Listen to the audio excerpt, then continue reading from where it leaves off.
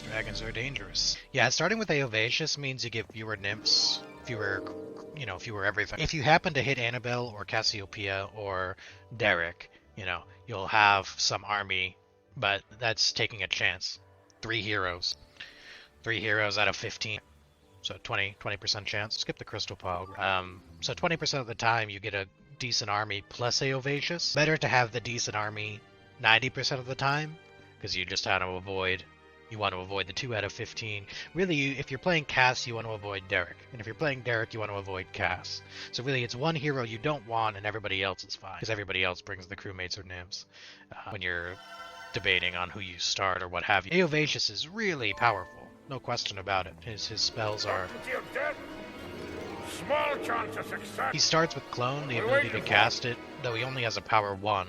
He only has a power base 1 as a navigator, so you do need duration increase from like Cape of Conjuring or something, or just power boosters in order to increase the limit that the clones are in the field. But he starts with the means to cast Clone, and he doubles the potency.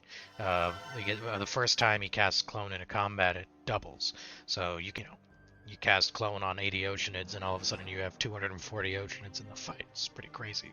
But again, by choosing to start Eovacious, you're not going to have 80 Oceanids, not without getting lucky.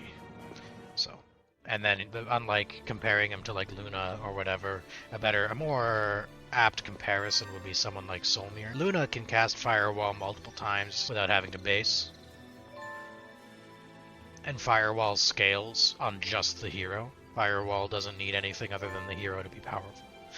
Clone scales on your arm, so while Clone itself is really powerful, if you don't have an army, you have nothing to clone. So it's like Chain Lightning in its cost, but you need an army. Chain Lightning, you don't need an army. Firewall, you don't need an army. That's why I wouldn't recommend really starting Eovacious.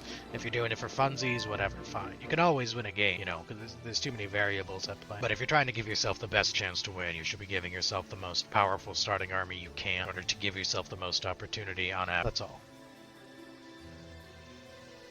That's but Black Dragon, so I really can't get away with playing that on turn 1.